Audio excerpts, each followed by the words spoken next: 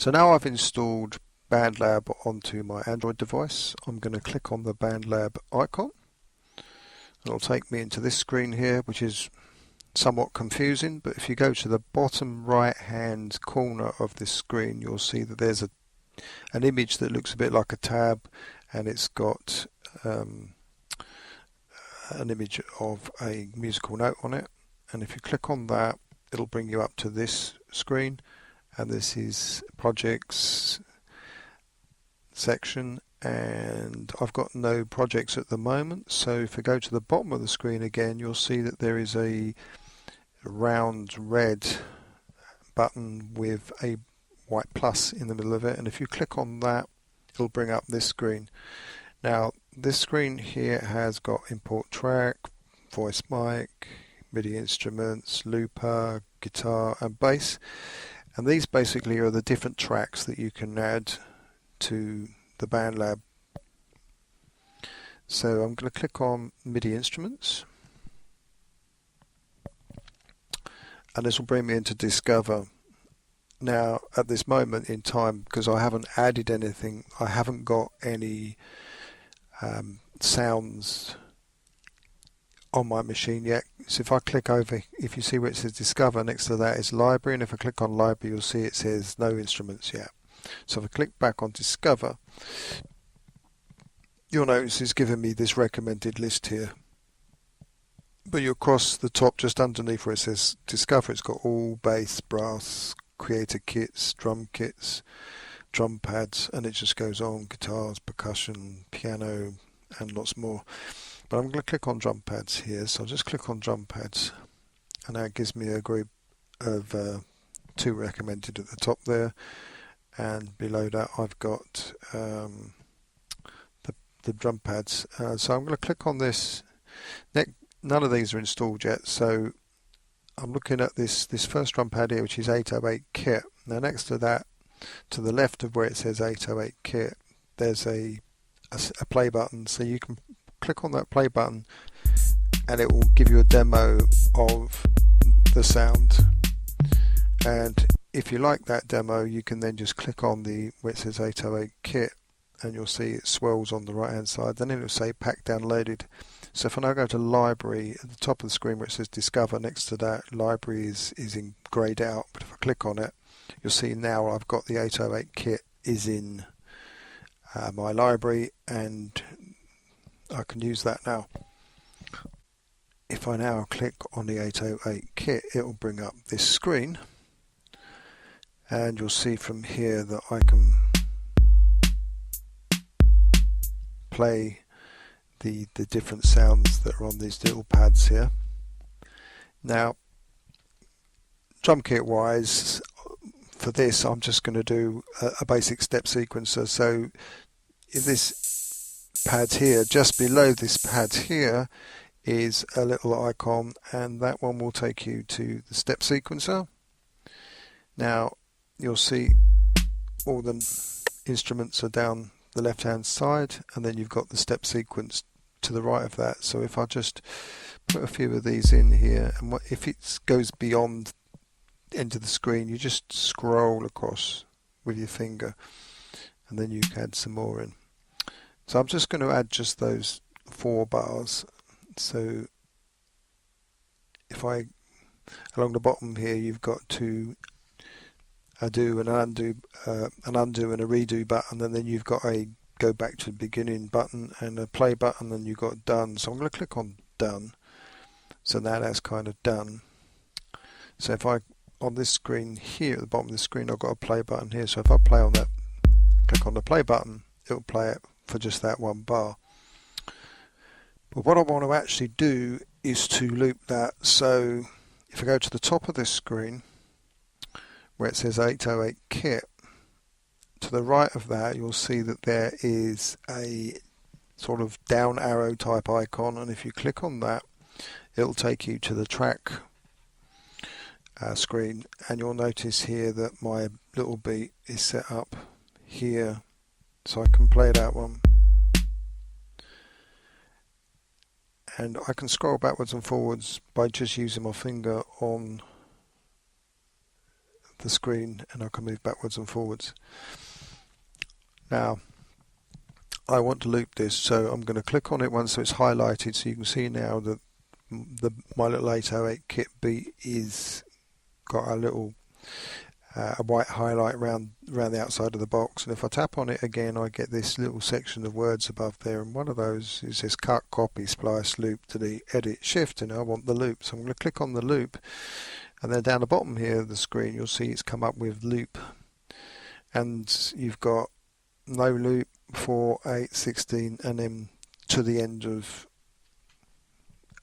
the mixer.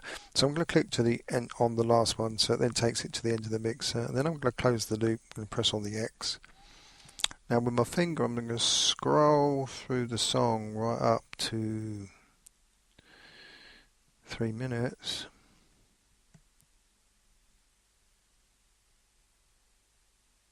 Here we go. And I'm going to click on the beat at the top there, so I get this, it's highlighted and I've got this menu sign, and I'm going to click on slice, so that split it into two. Now I'm going to click on the bit that's after my 3 minutes, so that's highlighted, and then I'm going to click on it again so the menu comes up, and I'm going to click on delete. So now I've got that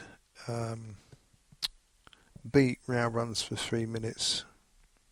I can do it for any time length I want really, but I want it for 3 minutes there, so if I play that now it will just continue going for 3 minutes. We go back to the beginning here. Now I can change that beat if I want to. I just need to double click on the 808 kit. I have to click on the left hand side on the actual picture of the 808 kit, and it brings you back to your 808 kit screen.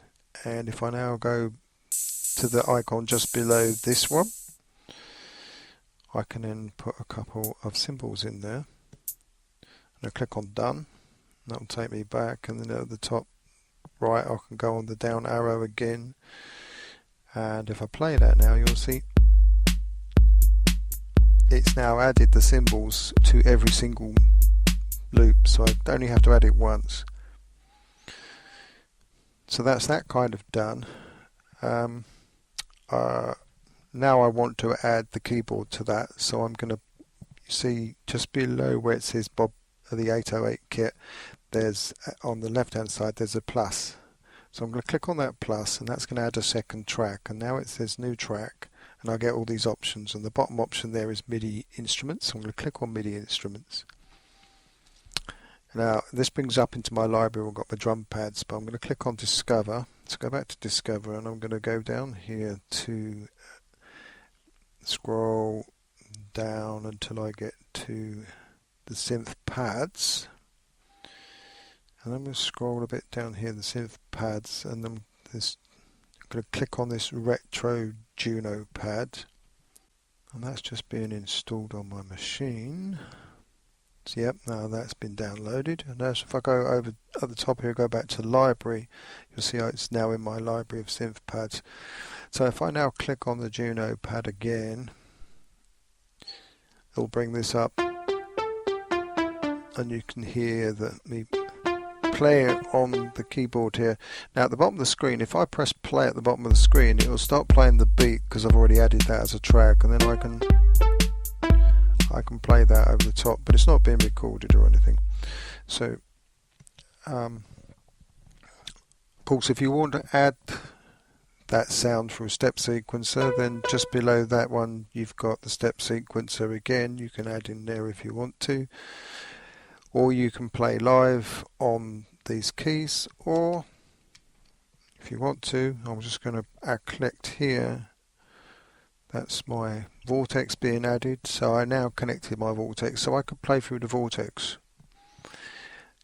And simply, if I just want to record something, before I record, the first thing I want to mention here is just you've got this big red record button, and next to that you've got the play button, and then next to that, to the right of that, shall we say, is the Metro is the metronome. So I'm going to click on the metronome. So highlight the metronome. So that metronome is going to play. And before I start recording, go to the top of the screen. In the top right hand corner of the screen there is this cloud image, and to the left of that is the settings image. So if you click on that settings, you'll see this brings up this section here. You'll see that I've got the tempo set at 120 here, and I can change it from here. We can change the signature, the revision key. It's got a tuner in there if you want it, several other bits and pieces. But the two that I'm kind of interested in here is first is this one here, which is counting, and I'm going to make sure I've set the counting to 1 bar.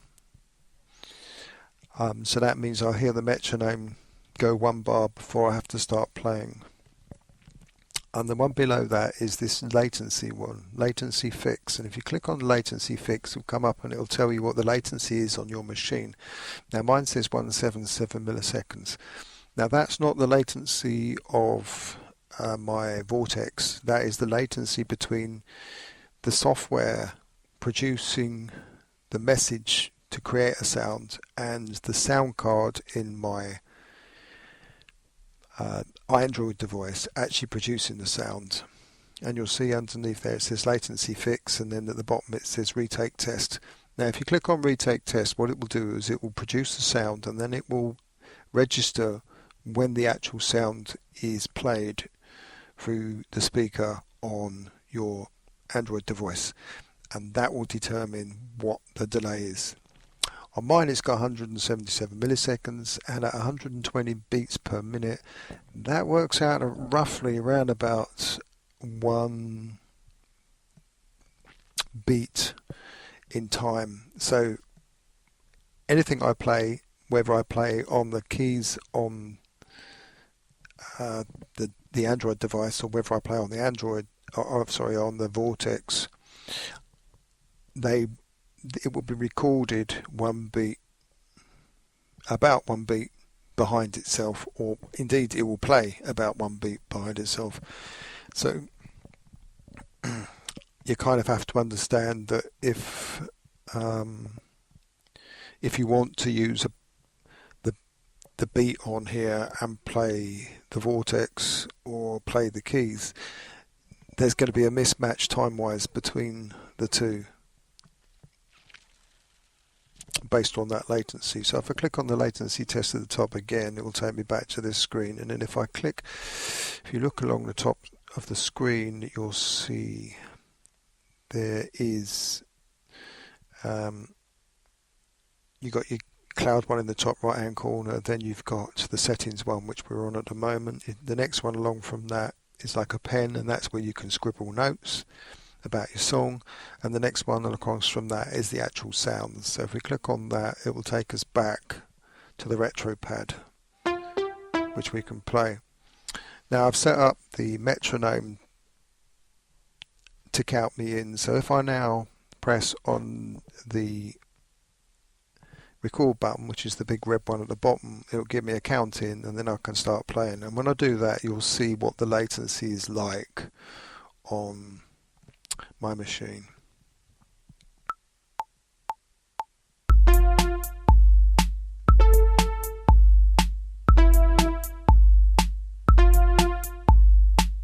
Okay, so that was very, very basic, but the principle was there. But if I go to this note here and go to the icon just below it, you'll see that brings up this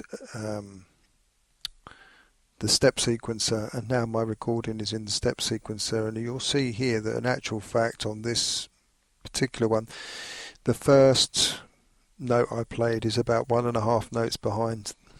That's kind of the inertia of Android, but after that it's it's less than, it slowly gets better, but it's not far off of being 1 beat behind. If I wanted to record like that and then keep this, what I can actually do is if I then click on this beat, I can actually then drag it so it's in the right place.